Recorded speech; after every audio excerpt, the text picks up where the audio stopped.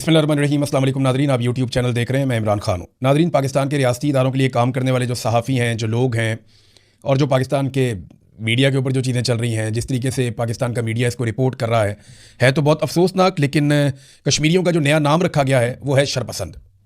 यानी जहाँ पे भी कश्मीरी कोई एहतजाज करते हैं, अपने हक़ के लिए बाहर निकलते हैं, पुरअमन रह के कोई आवाज़ उठाते हैं, वो कहा जाता है जी शरपसंद है और उन्हें शरपसंद करार दिया जाता है। ये नया नाम कश्मीरियों का रख दिया गया। इसी तरह ना पाकिस्तानियों के नाम बिगाड़े जाते हैं। इसी तरह से नाम बिगाड़ने के बाद उन्हें पहले बुरा कहा जाता है, फिर बुरा दिखाया जाता है, फिर प्रोपेगेंडा किया जाता है और फिर उनको मारा जाता है।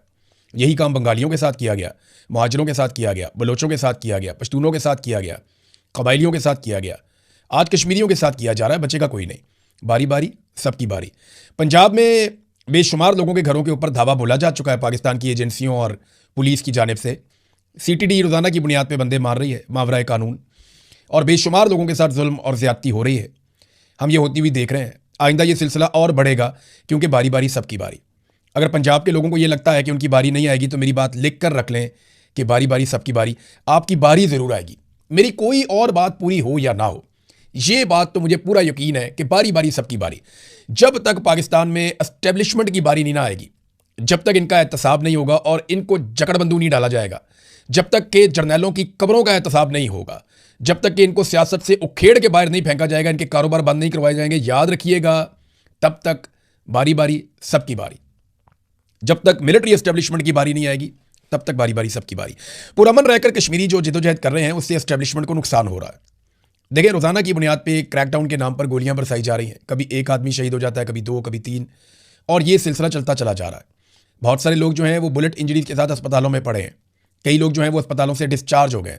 जख्मियों के ऊपर अस्पतालों में आकर लाठी चार्ज किया गया। ये सारी चीज़ें जब हम देखते हैं ना, जिस तरीके से मारकुटाई हो रही है, जो मनाजिर मैंने देखे हैं, तो इससे एक बात समझ आती है, और वो सादी बात यह है कि उकसाने की कोशिश की जा रही है। कश्मीरी अवाम को गुस्सा दिलाया जा रहा है।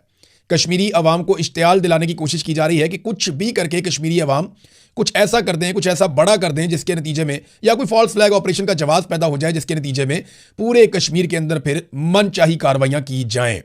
लेकिन कश्मीरी पुरअमन रहकर अभी तक ऐसा कोई मौका नहीं दे रहे। लेकिन ऐसा कोई भी इंसिडेंट हो गया, खुदा न खास्ता, चाहे वो रियल हो, चाहे वो फॉल्स फ्लैग हो, फिर आप देखेंगे हमारे मीडिया के वो दोस्त जो आजकल शरपसंद का लफ्ज़ बड़े शौक से इस्तेमाल कर रहे हैं, वो बाद में ज़मीन आसमान के कलाबे में लाएंगे, उनके मुंह से झाग निकल रही होगी और वो बगावत के और गद्दारियों के वो फतवे बांट रहे होंगे। ये कश्मीरी मुहिब्बे वतन लोग हैं, पाकिस्तान से प्यार करने वाले लोग हैं, अपनी सरजमीन से प्यार करने वाले लोग हैं। उनके तमाम मुतालबात ही जायज़ हैं। फजलुर रहमान जैसे आदमी ने कहा असेंबली में खड़े होकर कि बताएं उनका कौन सा ऐसा मुतालबा है जो जायज़ नहीं है। मुतालबात तो उनके सारे जायज़ हैं, तो उनके मुतालबात मानने की बजाय उनको मार रहे हैं।